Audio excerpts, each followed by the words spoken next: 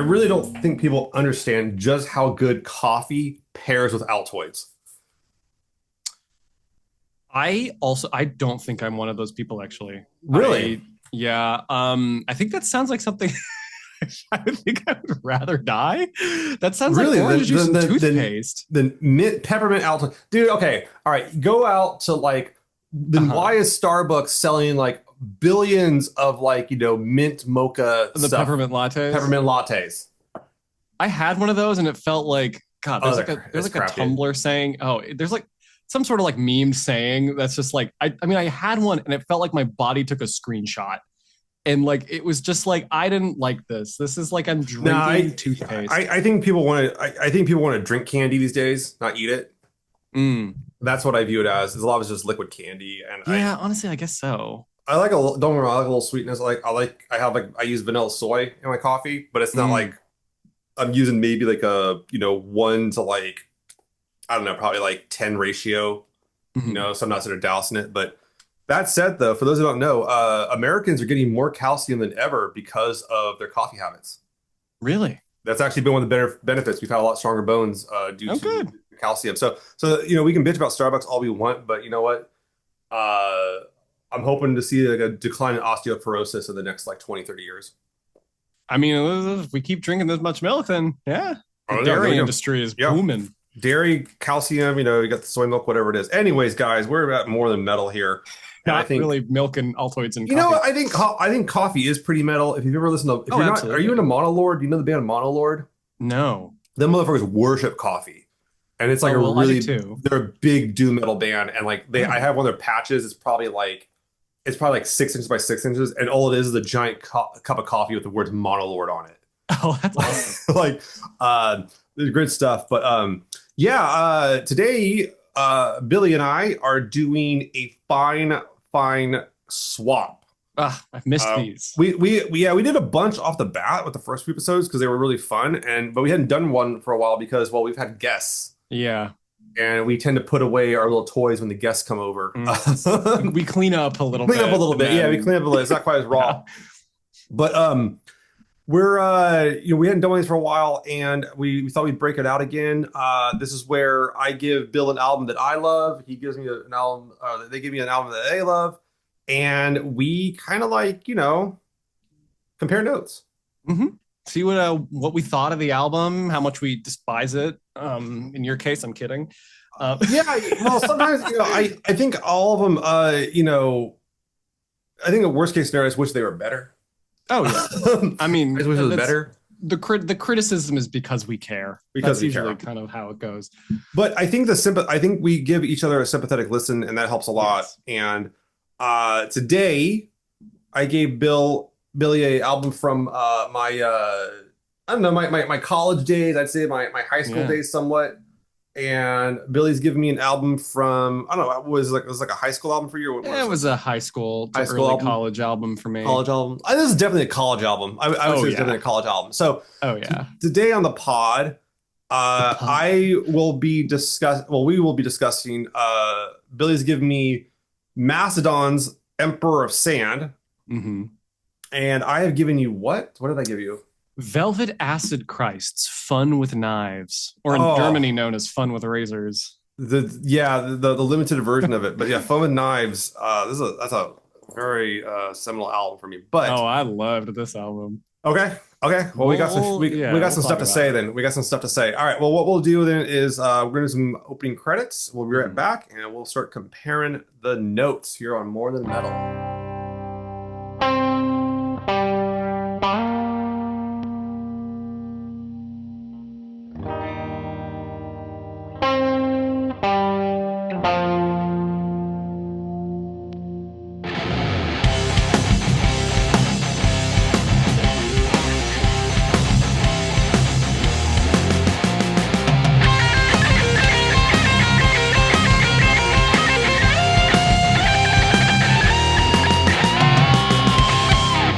Billy, Yes. what are you listening to? I mean, I think right? You gave it to me to listen to. Oh, No, I'm kidding. But Regardless of that, I've the actually assignment been- beyond the homework. beyond the homework. Beyond the homework. I What extra appreciate credit did you you doing do? the homework and wanting to focus Yeah. on the homework, but we're talking about extracurriculars. Yeah, I know. I've been actually listening to a lot of this band called Idola. Have you heard of them? No, how do you spell that? Eidola. Oh, okay. It's like kind of proggy. It feels like a This is guilty pleasure. this is the guys, the folks out of Utah. Yes. Okay. Yes, it's them. Okay. Um, I was drawn to them by the imagery on their album covers of this weird There's some nice album covers. three-eyed like being, Uh huh. creature, person, whatever. And I listened to some of their songs, and it feels very Polyphia meets Periphery, just a bunch of P bands. And normally, like I was in a big kind of genty prog phase, like a few years ago, Hmm. and this is kind of like reminding me of that time. Yeah. I listened to a lot of Periphery pre-COVID, Hmm. so it was kind of reminding me of a time when, I was happy. No, that was a little simpler. Yeah, yeah. That's for sure. But no, it's fun. It's good. Some good stuff to listen to. Very cool. What about you, John? Well, Yeah. I got a lot of records recently came in, and I think the one I've been going back to a bit here recently. Well, the one I was actually very excited for was by our friend Matt McNerney of Great Pleasures, and Our they friend. dropped their new project called Scorpion Milk, which is their solo Hmm. project. And it is interesting. It's like super post-punk, Yes. very danceable. It's not quite as like I would say as guitar driven as like or as intense as like Great Pleasures is. And it's not like the blackened like the black metal like or folk metal that like Hex Vessel does. It's Yeah. very different, but it's very very post-punk. The name of the album is Slime of the Times. It came out the 19th. I literally came out the day before I went to go see Castle Rat. And my buddy and I were like, I'm gonna throw this on because like I kind of broke my my normal rule, which is I usually try to listen to stuff first on my turntable. But I was like, all right, I'm gonna listen to it in the car with my buddy who's like also kind of like into post punk and also does stuff. And we were like fucking jamming on this thing, man. It's got some sick songs. There's some really It's good good. songs in there. I listened to it. It's good. I like Wall it. to wall. Yeah, I think McNerney is a really or McNerney. I think it's McNerney or McNerney. I always forget. How could Is you forget your husband's last name? I gotta be careful saying that because we are friends on Facebook. Oh, oops. But Sorry. no, he is Matt. You're a very sexy man. By the way, he just had a birthday too. Happy birthday. Happy But this birthday, was on, Matt McNerney. yeah, and this was on. Interesting enough, this was released on Peaceville, which was pretty cool. Meaning that like this got the blessing of Fenriz. So Ooh, we love to hear that. yeah, so that's really cool. And I think Fenriz does a lot of stuff with this label too. So like this is kind of one of the classic like kind of black metal like stuff labels. So Peaceville is a big deal. And the like so very cool. But this was a really good album. She Wolf of London's got some jams. It's got that sexiness that Matt knows how to pull off. It's really just raw good post punk. It is. It really is. I think this album is interesting because you can rock out to it, but you also can dance to it, which is a hard you can blend. groove. That's a hard thing to pull off. Have like a very danceable, like you can put on a dance floor and it'll work, but also simultaneously like be able to like just have it like headbang to it simultaneously. Oh yeah. That is a very, very difficult thing to do, and I think this one does it quite well. So I've been listening to that one and everything. But let's get to the homework here. The actual homework. The actual homework What here. we studied for. Billy, you want to go first, or you want me to? Sure. You know what? I would love to go first. I have been really listening to this album a lot. And Yeah. I gotta say, so you said you listened to this in high school, college? Yeah, it came out my senior year of high school in '99. Yeah. In 99. So here's the thing.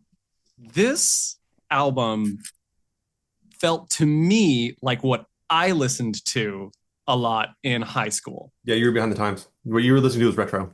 Okay, here's the thing. I was listening to a lot of synthwave and Perturbator. Mm. And this felt so, I would be surprised if Perturbator didn't take inspiration from Velvet Acid Christ in at least some capacity. Yeah, I I can see that. would be, I can see there being a route there. yeah, I feel like there's definitely like a parent, like a heritage. It feels Yeah. like it. It feels like I'm looking at like a father and a kid. Like it's very much so. That's kind of what it felt like. But here, let me pull up my notes real quick. Get those notes. Yeah, I forgot where You're I in put them. class. Anyways, yeah, sorry. The test is open book and I didn't bring any notes. Anyways, this album cover was also the most 1999 album cover I think I've seen in a very long time. You want to describe it? It how it's like So you have like it's like a very like yellow, orange, black, like yeah, very rust. It's very rusty. It's got the kind of grungy, grimy, edgy. Yeah, and you have this like head. It's like a person with like there's a head and neck. That's all you really see. There's no clothing.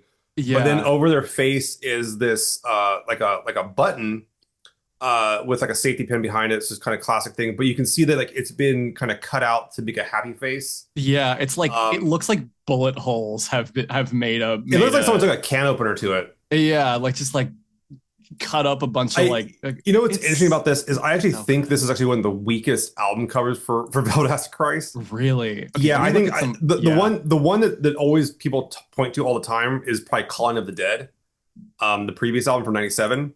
That album is like that out in the interior art. If you go look at the Discogs entry for it, I'll put you a link here. The like he's still making merch with this album art because it's so iconic. 97, you said? Yeah, I sent you a link in the chat there, but Let's see. you can see that the album cover is very, very. Oh, that fucking rocks. Yeah. Yeah, that rocks. And this isn't so far from them when the initial name of the band was Cyber Christ, but then fucking Lawnmower Man came out and they decided to nix that. Damn. Yes, Calling of the Dead featuring wonderful song The Calling Fuck Shit Motherfucker Mix. It's quite good. Yeah, it sounds great. Trust me, love the name. The other ones I would recommend too, and this with the whole series of the Between the Eyes volumes are quite good. That's like kind of the early B-sides, and then but Twisted Thought Generation is really good. Hex Angel is really good. Lust for Blood's really good. Like some of the later ones are solid, but this is kind of the one that people go back to. Is Fun with Knives a lot. Yeah. I loved it. So tell me, like, give me some rundown, give me some notes here. So. The moment I put it on and Decipher started, I was like immediately transported into like a late 90s, early 2000s like hacker movie. Oh yeah. Like I wrote the top sentence of my little review is, as the binary code flows by my cyber visor, I realize I've breached the mainframe. Yeah. Oh no, I mean, which isn't uncalled for because like the guy behind the band, Brian Erickson, did dodge a hacking charge back in the 90s, 80s, I think. Oh, that rocks. Yeah. Oh, that's so cool. Yeah. Yeah. Anyway, no, this album was solid.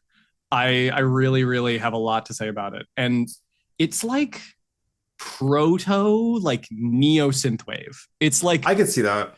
It like I said, it's like the DNA feels like it's been proliferated. It does have that electro tag. If you go pull on Discogs, people have it with electro. Yeah. And that is not inappropriate. Yeah. It is more industrial. It is industrial. It is more industrial because it's on Metropolis at the time, which was huge in that. But you do see, if you look at some of the styles, you go the Precise albums, they actually even put trip hop on here because there are some like very it is definitely trip hop, and that, which was definitely the flavor of the time. Yeah. Especially coming off like 90s. sneaker pimps and all that kind of stuff at the time. But yeah, give me what else on here do you think about? Like give me some more thoughts on the songs. So the songs that really stuck out to me were I really liked Icon. Icon's a fucked up song. Did you read the lyrics of this shit? Yes. I mean, that's one of the reasons I like it. Yeah. Because it's fucked up. I'm a fan. Anyway, I love Icon. That one is great. That one like really stuck out to me, and like that was like this is not. So the one thing that I was worried about And something that sometimes trips me up, haha, pun intended, um, was that when I have like a weird alarm in my head where if Okay. something is like too edgy for just the sake of being edgy, Mhm. it kind of like rings that alarm and I can't really take it super seriously. Um, this did not trigger that alarm, which is great. I think that it's not being edgy for the sake of being edgy. It's being it's just being edgy and it's like Right. living in that and it's like Yeah. really like kind of diluting and kind of soaking in that like kind of edginess, that industrial kind of like rebellious attitude, and I really liked it. Yeah, um that context is really interesting for me because yeah. this was out at the time when like Marilyn Manson was massive, Yes, and I think big. one of my And things about Marilyn Manson is that Marilyn Manson triggers that alarm a right, little bit. right. And so for us that were listening to this and then Marilyn Manson at the same time, we're like, guys, like that ain't the guy. That ain't the guy. This is the This is guy. the guy. Yeah, And it's much more insightful, I find. it is. It really is. I my favorite lyric on this album is at the back end of Icon, which is a really dark song, where Yes. the last verse is all for me and nothing for you, all for me, there's nothing left of Yes. you. Because it's killing time. I've lost my mind. I've gone insane. I've got no brain. I'm losing touch because everyone lies to me and because nothing's for free. It's That just shit is fucking brutal. And the way he it's sings it, brutal. And it's yeah, it's and here's the thing, it's fucking real. Like it yeah, feels real and it's yes, got that like punchiness to it. yes, So it doesn't like ring hollow. And yes. that's what I think that's why this album really stuck out to me, and especially Icon. But I also really enjoyed Slut Oh and yeah, I got a Hot. lot. I got a lot to say about that song actually. I think Slut was my favorite song on the album. Yeah, so Um, that one's really interesting. yes. So that song is sung by Anna Christine, and it was the lyrics were written by Erie Loke of a band back in the '90s called Lux. And Lux was part of kind of the scene here in the '90s back in the Central Valley. They were huge in Sacramento, and they're actually getting ready to do their first show in 25 or 20 years, or whatever it is, up in Ooh. Sacramento. I got tickets to it, pretty stoked. Oh, cool. That's really And fun. they were a band that was on 21st Circuitry, which was that was the band Covenant, like Yeah. yeah. So that was the first label Covenant was on here in the U.S. So they were on the same Whoa. label as them initially that brought them over, and a lot of good stuff out of San Francisco. That's awesome. And they're buddies of mine. I went to all their shows. I was following them around. They were contemporaries of like Papa Roach and all that stuff, but they Whoa. never kind of got over. Mm. But they always kind of kept that industrial metal sound. And the early stuff's very industrial, then it becomes industrial metal.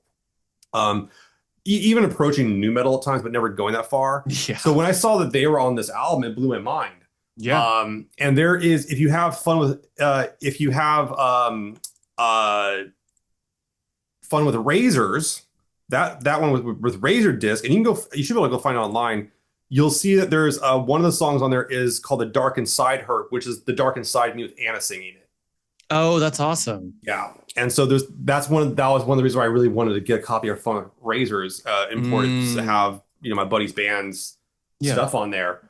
But Slut, yeah, that's the trip hop song. That's It definitely a is. trip hop song. I'm a sucker for trip hop. And it's interesting because the previous fucking three songs are like Oh, intense. yes. Fun with Drugs is probably one of the popular songs on this album. Speedball OD is fucking savagery unleashed. That song Oh, is yeah. fucking Banger. just Total banger. I mean, it is. This album does have a range. I'll give it that. Oh, yes. And Psycho is fucking nasty too. But then Slut just like pulls back on everything and is like, "Yo, you ready to chill the fuck out for a second?" You ready to have fun? You remember what fun is, You remember right? what fun is? Yeah, we can Yeah. do that. So, That's kind so of tell me your impressions of Slut. So Tell me your thoughts on Slut. tell me your thoughts about Slut. I it's so trip hoppy, and I really dig that, and it feels. Let me ask you a question. Oh, So because I knew you kind of grew up in Sacramento, mhm. Well, right? okay, Or I didn't grow up, but I was but born you've been there. around there. Have you ever gone to the cave? No. Okay, it's like it used to be like Dimples. You remember Dimple up there?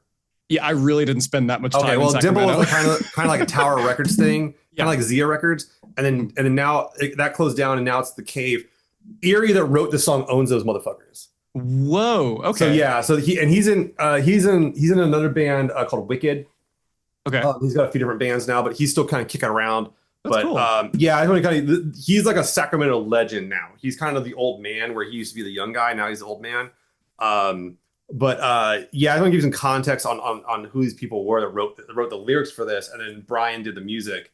Yeah. And I'll say about Brian, he's always been very interested in having like women singers, but knowing kind of how he is, it's always been kind of trouble to keep him around for him. Not that he's like abusive, it's more just that like he can be kind of a hard guy to work with. That You makes see what I'm sense. saying? It's not that he's Yeah. like abusive, it's just that he is like he can be a lot for some people. Yeah. Does that make sense? Like, Yeah, that makes sense. yeah, we know the type, right? We know people like that. It's just kind Yeah. of how it is. But so tell me about this song. I'm sorry, I'm very No, excited. I'm no, getting please. more excited talking about I it. know, I love it, and we love that.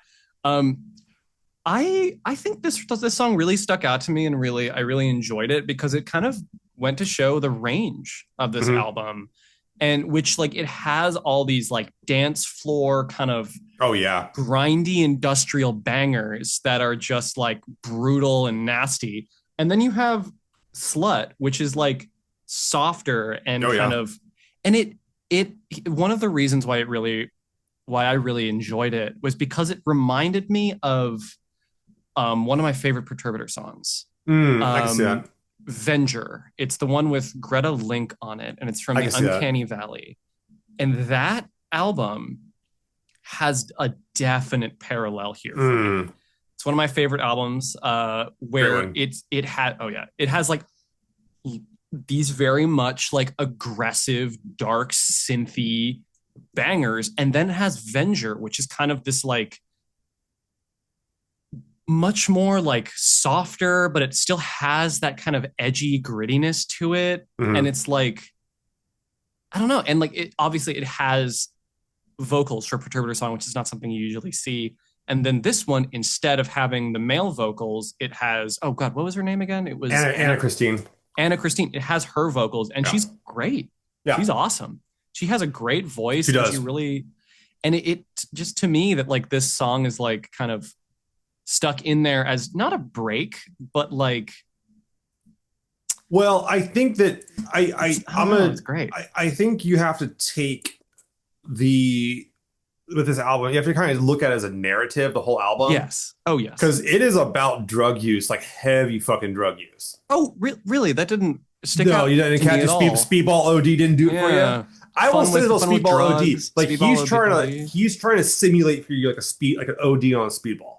Like Oh yeah. it is fucking it doesn't like it doesn't lead into it. It's the instant high. Oh yeah. And I think that like the one thing I've always liked about Velvet Christ is I think that like I think he's always been able to portray paranoia better than anyone else I've ever Oh listened my to. god. This was like an anxiety inducing There's I can't remember what song it's on here. I think it's on this album. But one of my favorite lyrics, another one of my favorite lyrics is some of the effect of like I think it's I can't remember what song it is. I can't remember what it is. But it's something to the effect of like social skills are shot to shit when paranoia starts to hit. It's like, dude, there's some clever lyrics on this album. Yeah, I feel like I heard that, although maybe I felt it. I can see feeling it. Yeah. I don't know. I think you've probably listened to this band a lot more than I have, so Oh, I have, you but probably know.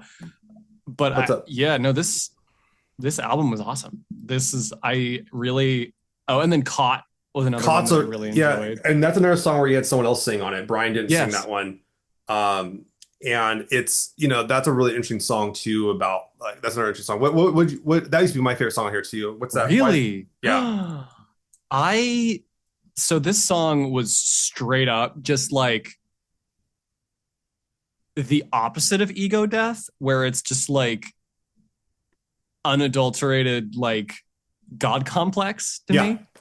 And it's just like I don't know. But it's not. But it's not like it's weird because it is like about this. It's a song about like being able to like think about just killing people. Yes. And like arbitrarily, but it's also acknowledging one's own limitation Yes. at the same time. And it is. And it's like, I mean, humanity is not what I suffer from. Yeah, Being it's a the fucking kind of nasty lyric, dude. nasty line. Oh, so good. Yeah. Well, Um, the interesting to me is that yeah, one, that's actually a lyric that's stuck with me over the decades. And it's something I do actually, I probably think of that like at least twice a week. In terms of that, like, as a phrasing, for me, it doesn't mean less of like I view humanity as bad. It's just more of like I won't let someone suffer because let me suffer because of my own humanity. yeah, exactly.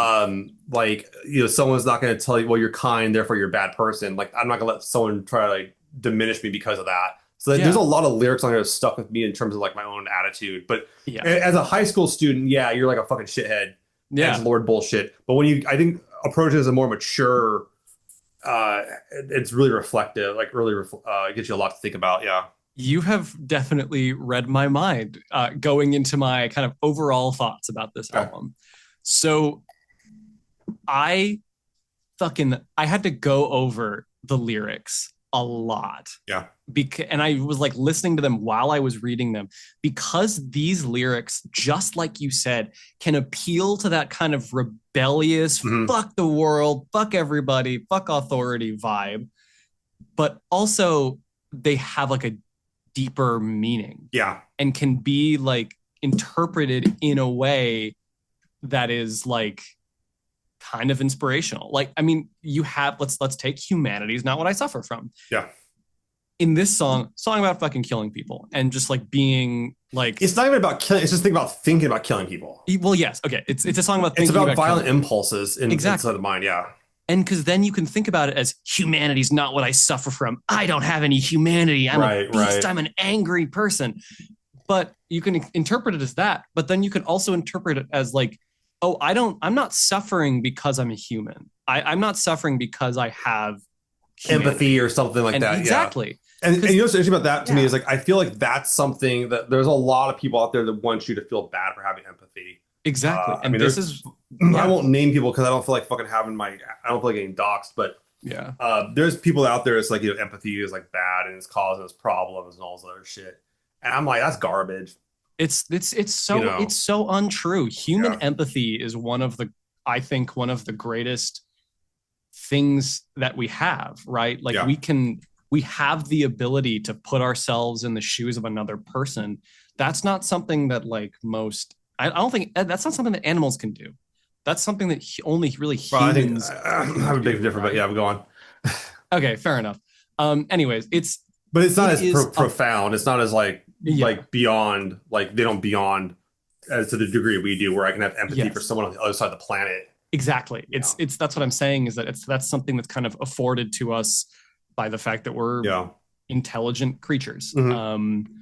But I think like overall, this album reminded me a lot of a phrase that I've lived by Hmm. for a long time, and it is uh, empathy is the biggest middle finger, where it's like the real acts of rebellion are caring for other people, Oh yeah. and like the real way to be edgy and like to be a rebel and like that kind of person is to just care for other people and like just, I don't know, have a Okay. heart, be a Yeah. human. No, And yeah. 100%. The only song on here I didn't hear you talk about, and I really want to know your opinion because this was like Oh, a massive fucking hit. oh, Was okay. "Fun with Drugs." Okay. Fun with Drugs is a very fun song. So this is very much in the vein of what he was known for at the time, which is having these Yes. heavy movie samples. Like there is a shit ton of samples from Fight Club 7. Name your 90s Brad Pitt movie on Calling of the Dead. Yes. So that I was about I'm done with my big like Overall praising of thought. this album. Okay. And now I some of the voice clips and some of the movie clips went on a little long. Oh, you need to listen to Calling of the Dead then. There's a reason why it's called the fuck shit motherfucker mix, because like that's a line from a movie. So like and they use it Yes, extensively in the song. got it. Yeah. So while I enjoyed it, Hmm. I think it's I think it's effective. I think Hmm. it's really like it's fun to have that. Like another thing Perturbator has a lot. There's that one song, humans are the what is it? Humans are such easy prey. Yeah. Where it has some really, it's very, very short clips, but they're like right before the kind of like drop of it. I think that's really fun. I like movie clips and kind of voice clips and songs, but some of these went on a bit long for my taste. And I was like, I just want to get back to the kind of the sound that I'm here to listen to. But I guess maybe that's just them trying to make me wait, right? Did you listen to the version with Futile on it? Let me double check. So Futile is like that No, was a earlier song that extensively like samples Star Trek. Oh, that's actually and it has it very much has, it has Picard doing the whole speech about like, here's the line, don't we're done crossing it, like it's like that whole thing. It's pretty cool actually. That's okay. I'll go listen to that. Yeah, there's a lot of good ones in there, but cool. Yeah, it's very much a product of the 90s in terms of the movies. I remember going to see it in high school, Fear and Loathing in Las Vegas, and this extensively uses lines from that.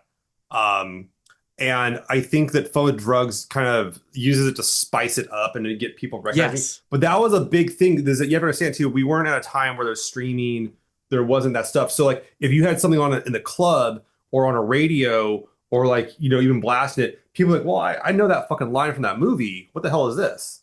Yes. And so I think in the time of the 99, this was a fucking clever tactic.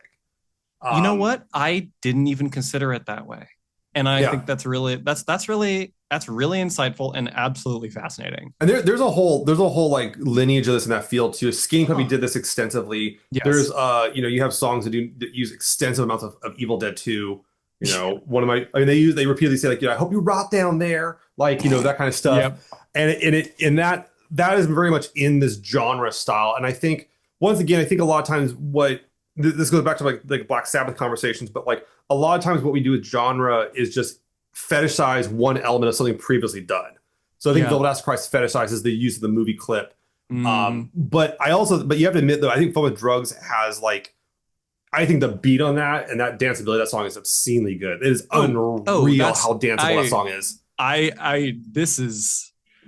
That was not what I was saying.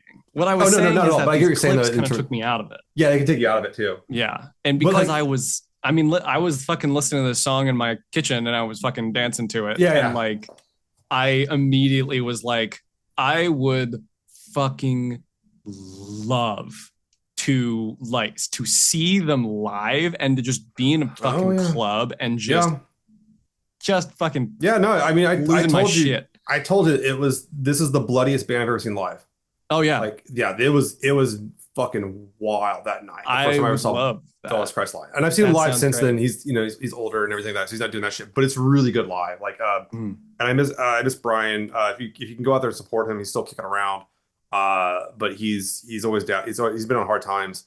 And always try to like go support artists when you can, because trust me, like buying someone's album for $5 can make all the difference to them.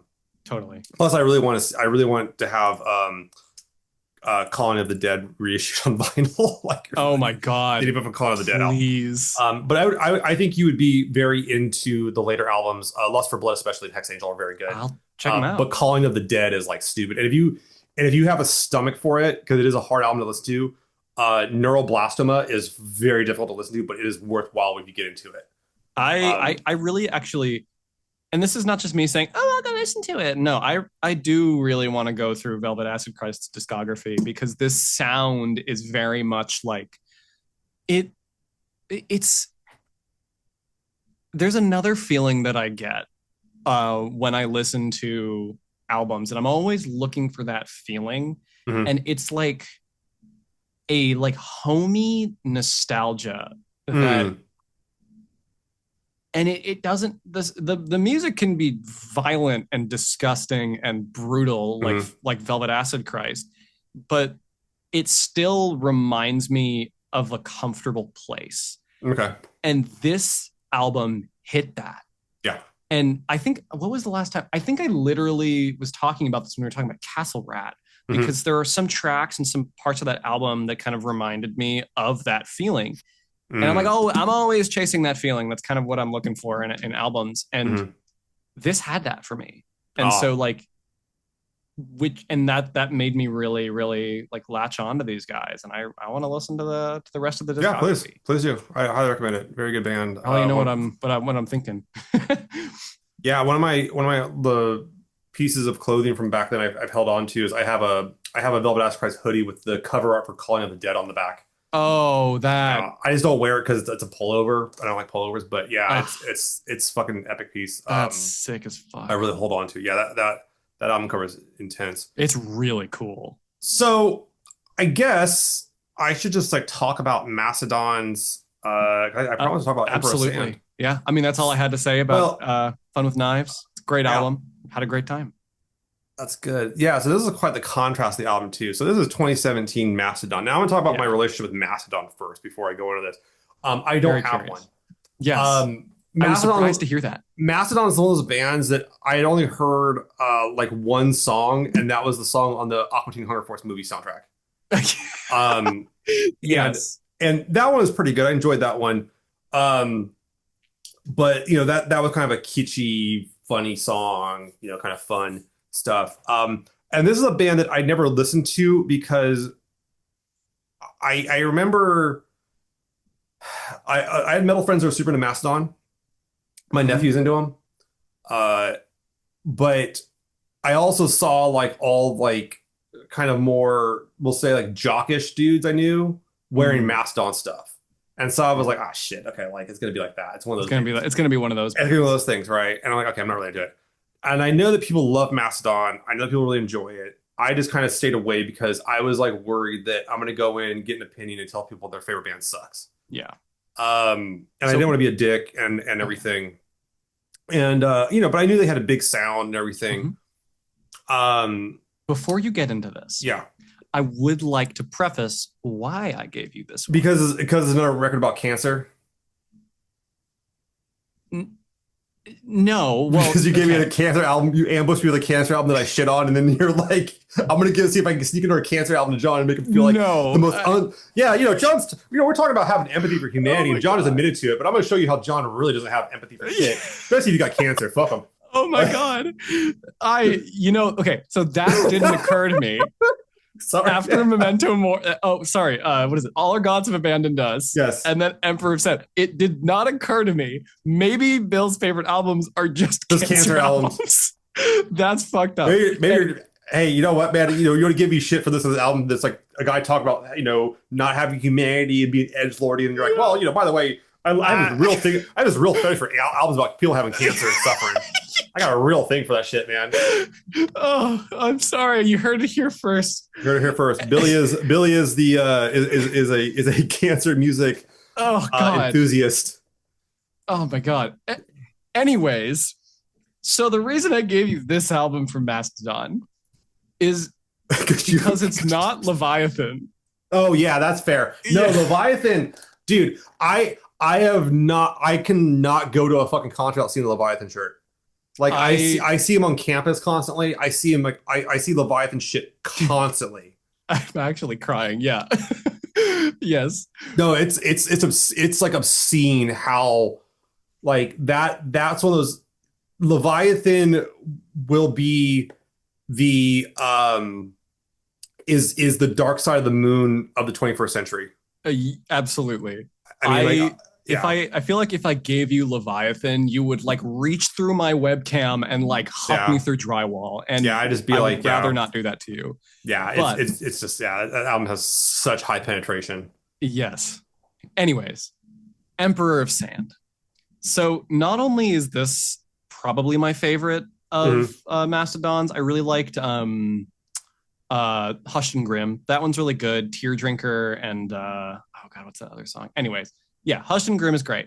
But this one I think is probably my favorite because it's one of the weirder Mastodon albums. Mhm. It's It is more, different. I'll give you that it's one. Yeah, different. And that's kind of why I wanted to give it to you. yeah. It is different. I have some thoughts on this one. And I think all right. I know why you Go like ahead. this album.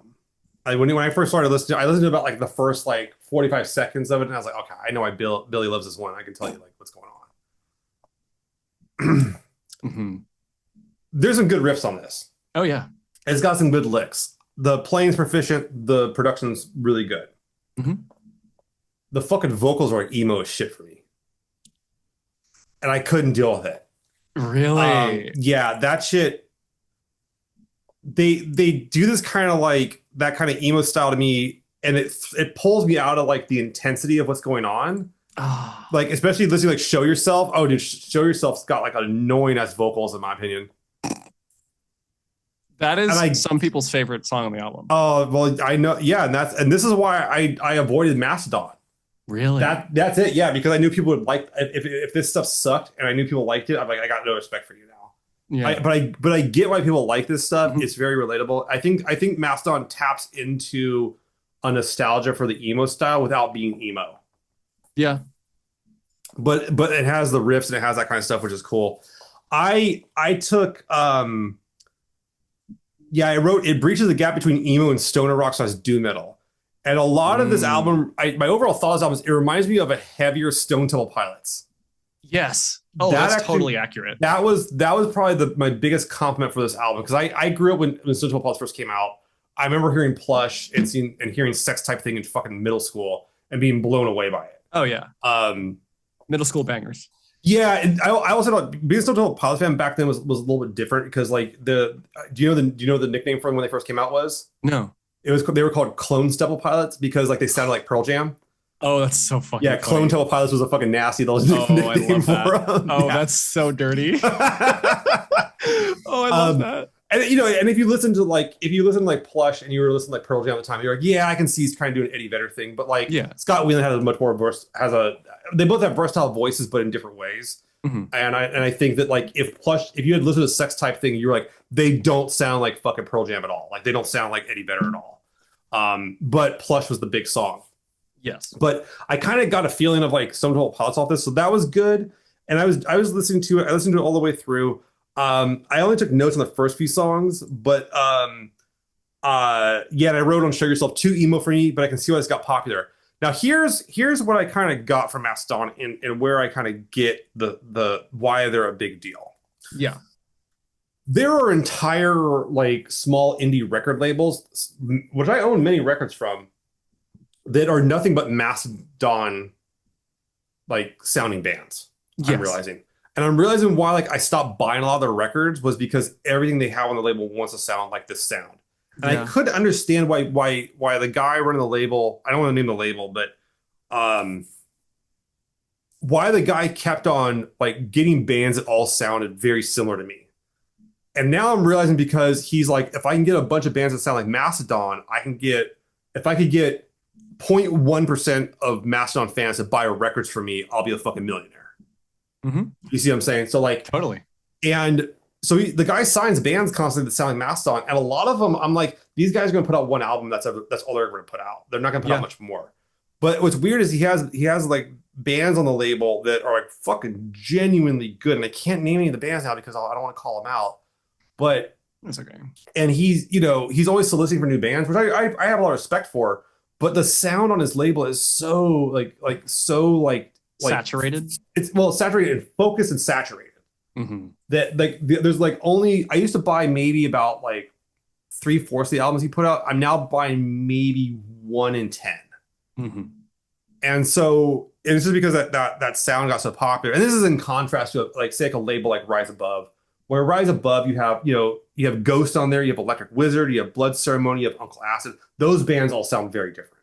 Yes.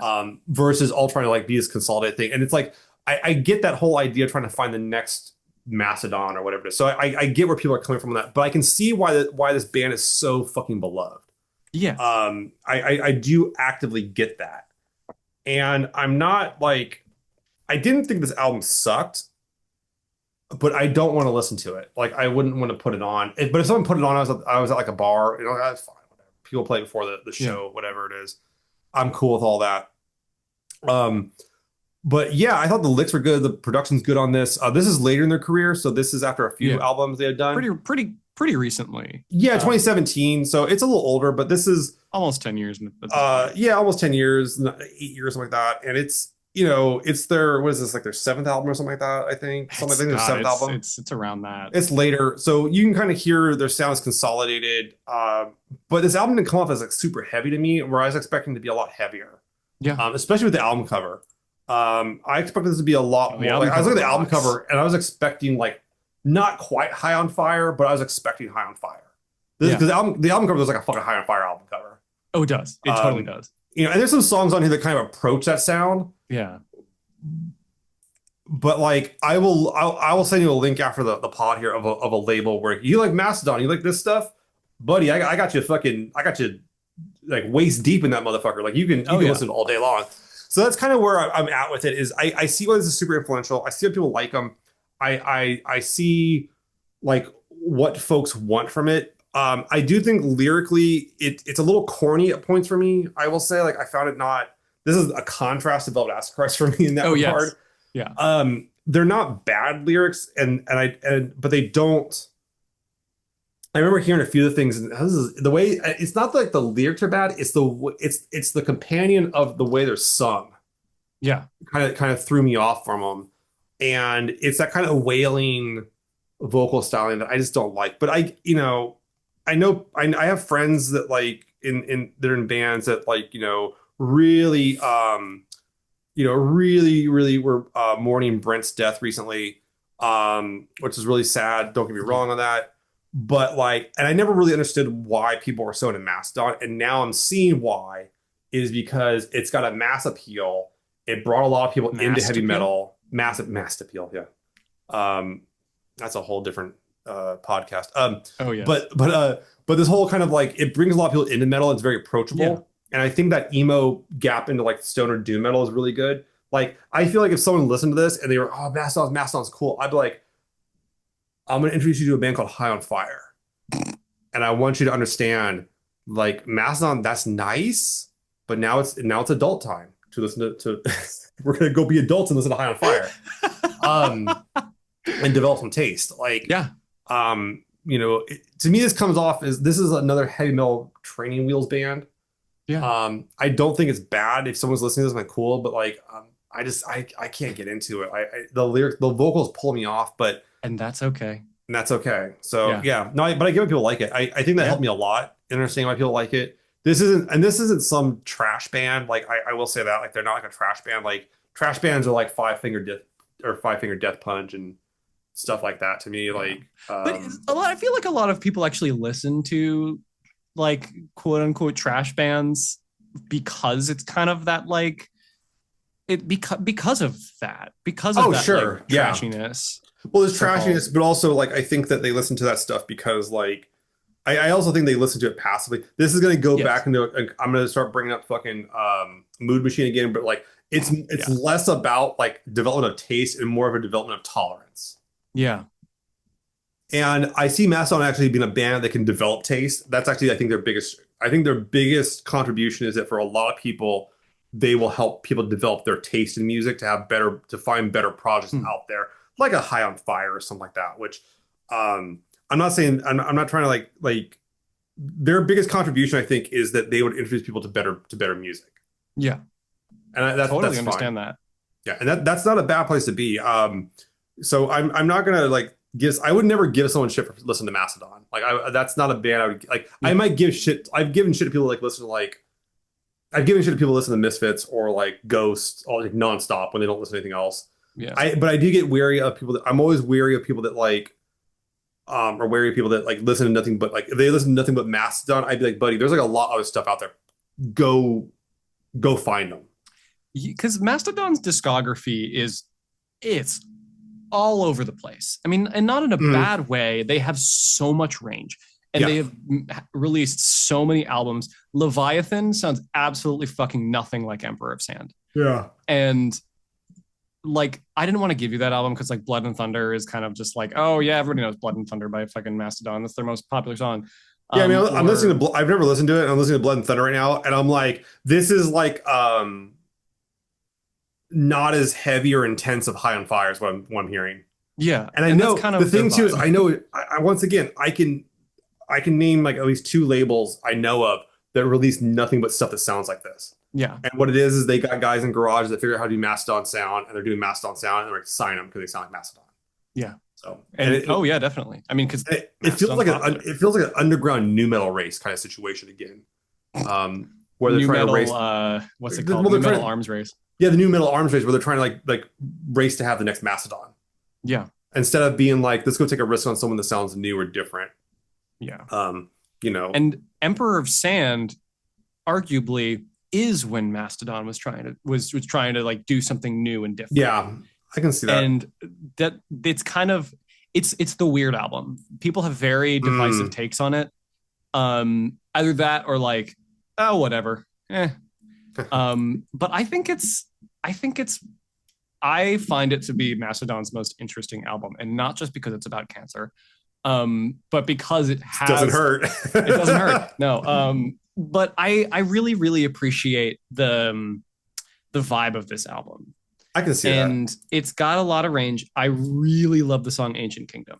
Yeah, that's a good song. That That was is actually one of the better songs on the album for me. Yeah, that's one of my favorites. That's one I stuck to. Yeah. It's that for me, it's that and Steam Breather. Mm. Which badass name for a song. Oh Steam yeah. Breather's cool as fuck. And this is also my favorite. As we all know, John knows, and now people listening to it probably do know. I am a sucker for an album cover, and I really love the visual element. And I love it was interesting, yeah, with this one, because it reminded me a bit of it has a Dave McKean feel to it. Oh yes. And for those not familiar, Dave McKean did the original like comic book covers for the Sandman, which were like collage, Yeah. and also did a lot of covers for like Skinny Puppy. Got that edgy vibe to it. Yeah, I got to meet him once. It was pretty. That's cool. A dinner with him, yeah, that was nice. Ooh, wait, what? Yeah. That's awesome. I'll tell you about that afterwards. Yeah. But yeah, it has a Dave McKean kind of feel to it, but it's not. This is not Dave McKean. I can tell off the bat, but it has that kind of vibe of almost like a collage / illustration.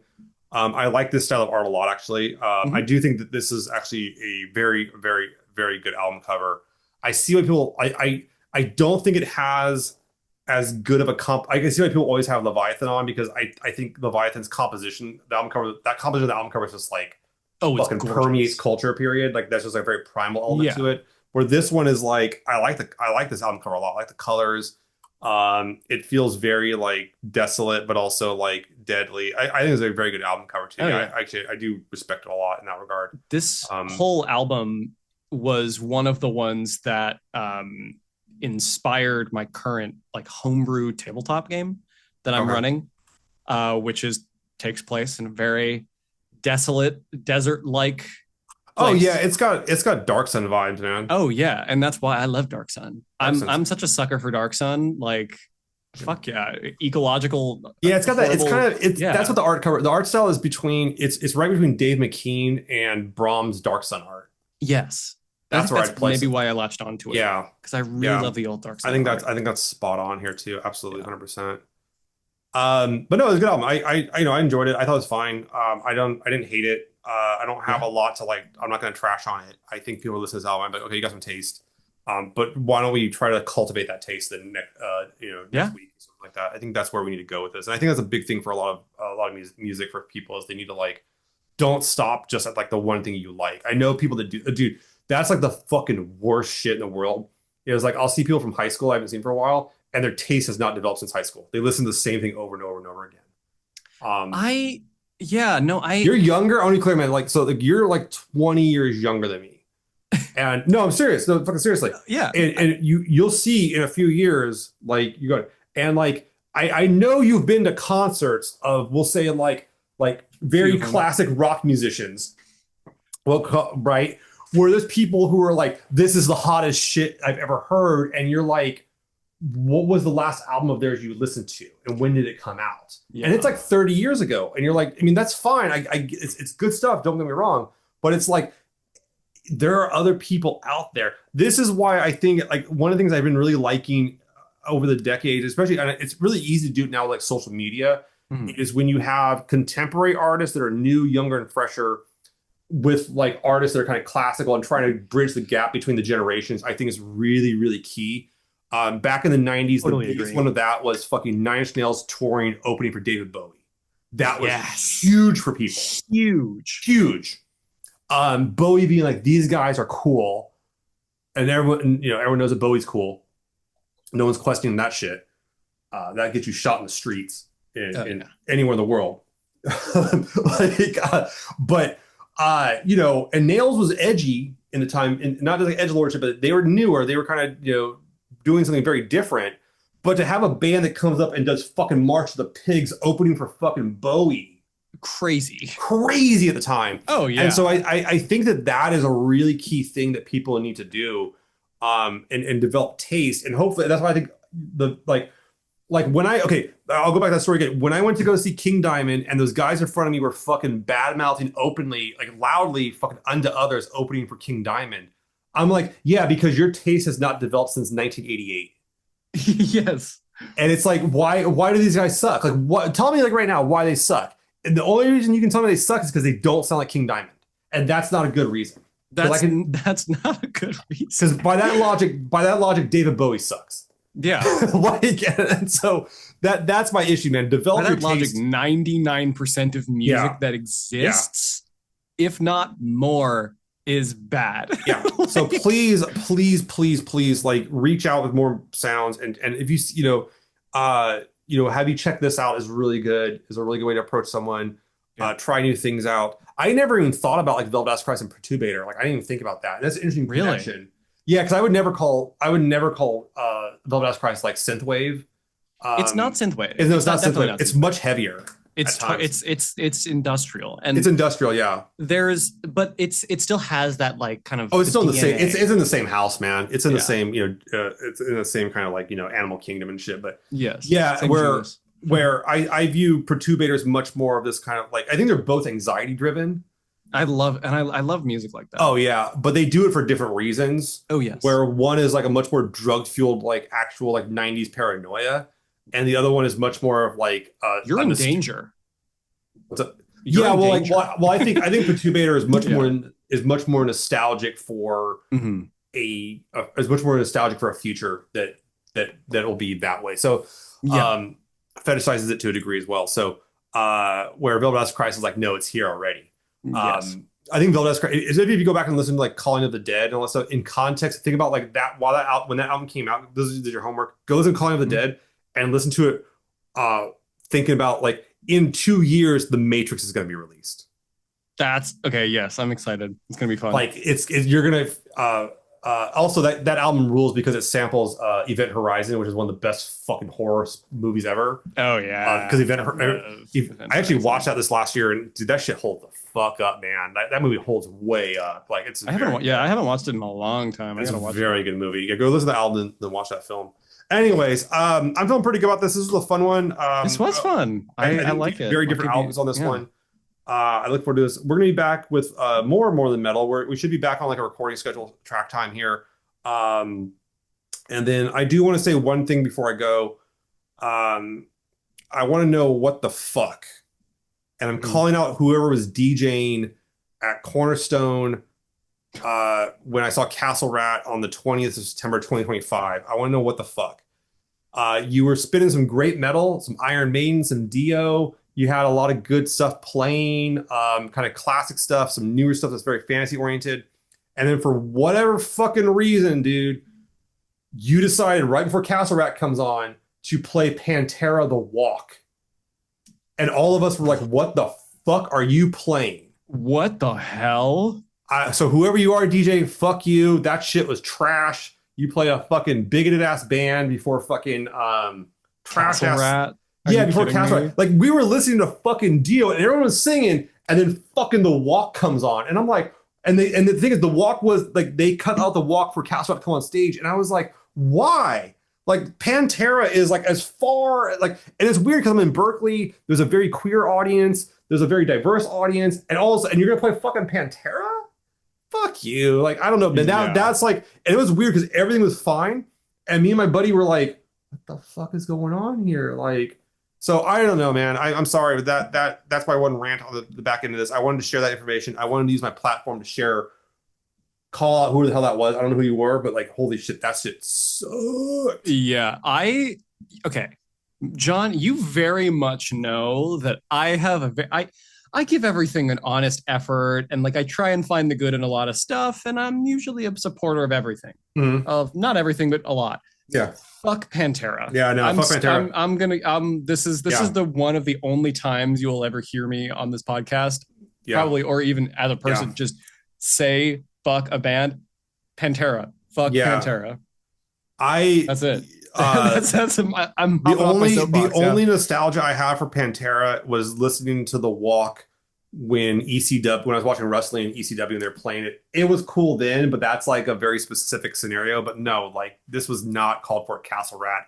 If I was Castle Rat, I would have been like, come out there and be like, what the fuck? Oh yeah, like, no thanks. But they may not have known, and it was funny because like the previous band, the opening band Thea had done like a Dio cover. And so, they were down there singing it. The lead singer was at the merch booth, like singing Dio with the whole audience while the Dio song is on between sets.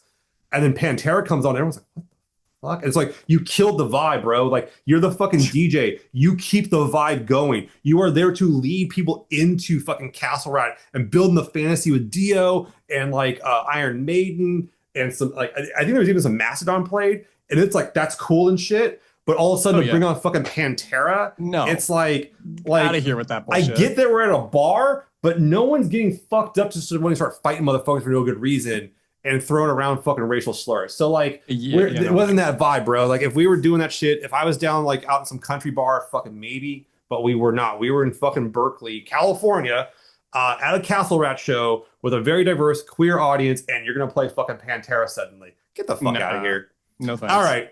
I'm done. I'm sorry, guys. I hope you enjoyed the rant. I'm probably going to sample this and probably put this up on social media because it's a pretty good sample. Oh, that's fun. That's a good idea. You gotta get the clicks however you can, and but that's it. So, anyways, guys, hey, thanks for listening to More Than Metal. We all had a fun time. You can go find us anywhere online, or individually anywhere online. You can find me at Only Play Wizards anywhere online. I'll be around. I'm always happy to talk about stuff. If you got suggestions, shoot me a suggestion or DM me, leave a comment, whatever's cool. Billy, where are they finding these days?